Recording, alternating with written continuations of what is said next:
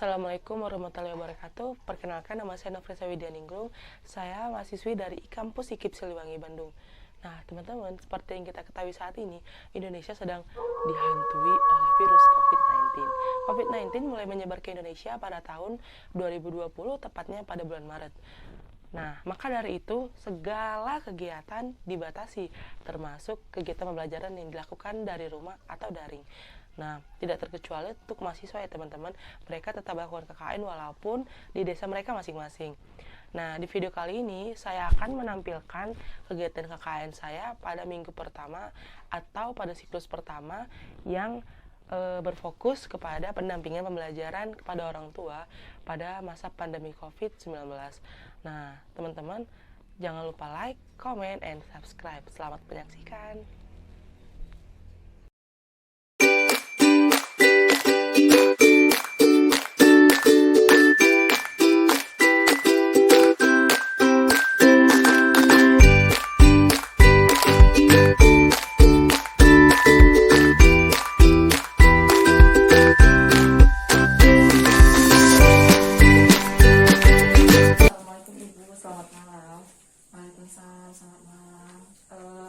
Saya mahasiswi dari Kampus IKIP Siliwangi ingin mewawancara Ibu terkait pembelajaran daring selama pandemi seperti ini. Apakah Ibu bersedia? Bersedia. Oh, baik Ibu. Kalau menurut Ibu, apakah pembelajaran daring selama masa pandemi ini sudah berjalan efektif?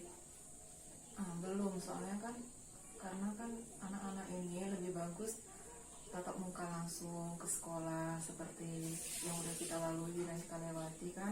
Karena kalau selama daring ini kan banyak kendala. Ya, kendalanya seperti jaringan, pelajaran juga ada yang agak susah. Kadang saya juga susah menjelaskan ke anak saya kalau misalnya ada yang saya tidak mengerti. Oh, seperti itu. Lalu apakah setiap pembelajaran Ibu selalu mendampingi anak Ibu? Iya, selalu mendampingi setiap ada pelajaran masuk. Dan biasanya selama mendampingi, apa yang Ibu lakukan, peran apa yang Ibu lakukan untuk anak Ibu gitu? Ya, kalau yang baru masuk SD nih ya saya ikut bantu ngajar gitu ya kan, terhadap apa yang anak saya tidak mengerti. Dan ya SMP sama seperti itu juga, saya ikut membantu untuk mengajar anak saya apa yang tidak dia mengerti tentang pelajaran. Lalu apakah untuk anak sendiri, apakah mereka bisa memahami Ibu dari pelajaran yang diberikan oleh gurunya? Ada yang bisa dipahami, ada juga yang tidak bisa dipahami. Jadi yang tidak bisa dipahami, dia bertanya ke saya gitu ya kan, apa yang dia tidak mengerti. Tapi kendala terhadap saya, kadang ada pelajaran yang saya juga kurang mengerti gitu, karena kan classroom kalau yang anak SMP gitu ya kan, kadang guru-guru menjelaskan agak singkat gitu, jadi kurang mengerti, ada yang kurang mengerti juga.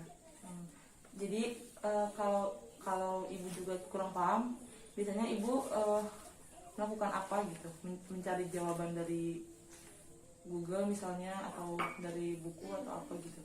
Ya, kalau saya kurang mengerti, biasanya saya langsung nanya langsung ke gurunya, minta dijelaskan lebih detail apa masalah yang anak saya kurang paham.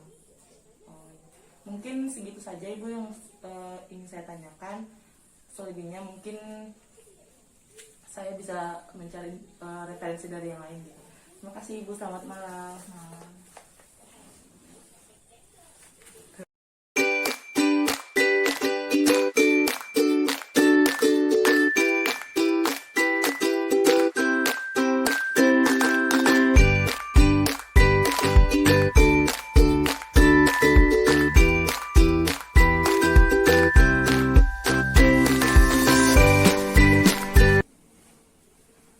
Ya, assalamualaikum Ibu.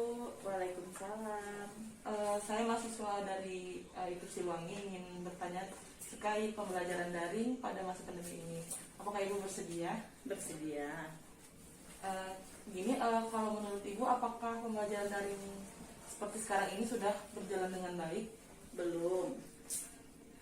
Lebih bagus kalau menurut saya belajar tuh tatap muka di sekolah. Kalau daring ini paling hanya 30% anak bisa menerima pelajaran dengan baik. Selebihnya bermain HP, tidak mengikuti kata-kata orang tua. bermain-main, tidak fokus untuk belajarnya.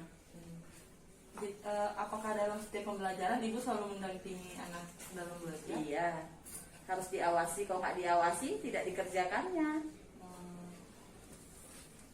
Apakah ada kesulitan yang ibu rasakan ketika membimbing anak dalam belajar?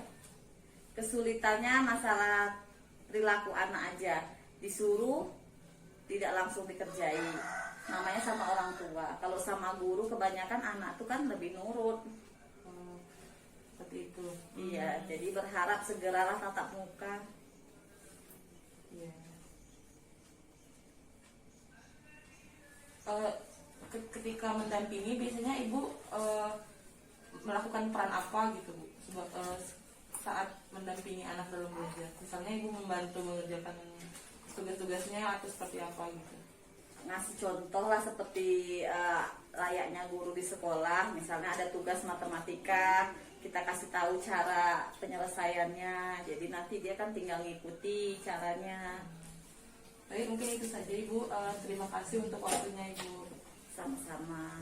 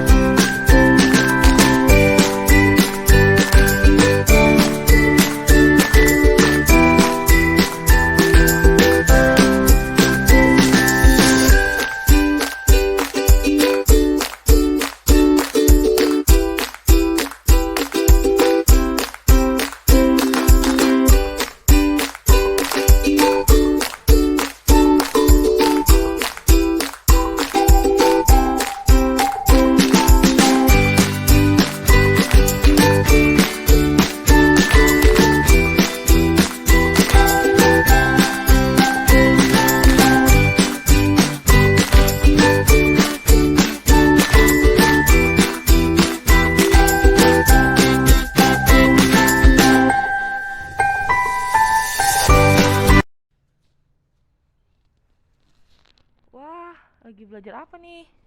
Lagi belajar bahasa Indonesia, Kamu kelas berapa? kelas 2 SMP. Di sekolah apakah sudah membahas tentang teks drama?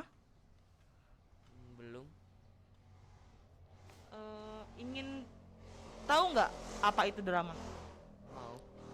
Nah, jadi drama itu merupakan cerita yang menggambarkan kehidupan manusia melalui acting dan watak yang dipentaskan di atas pentas gitu ya.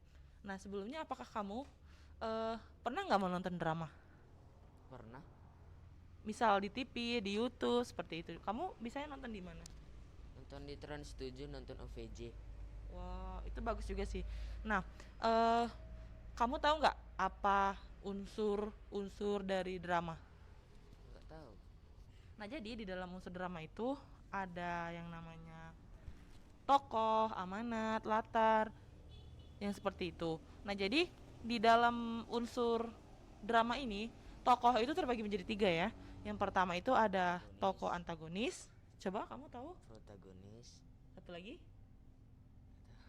Nah, yang satu lagi itu ada yang namanya tritagonis. Nah, jadi tritagonis ini di dalam cerita itu dia hanya menjadi peran pembantu gitu ya. Jadi peran pembantunya itu dia tidak selalu ada bersama tokoh lain gitu. Jadi dia hanya tampil sesekali gitu ya.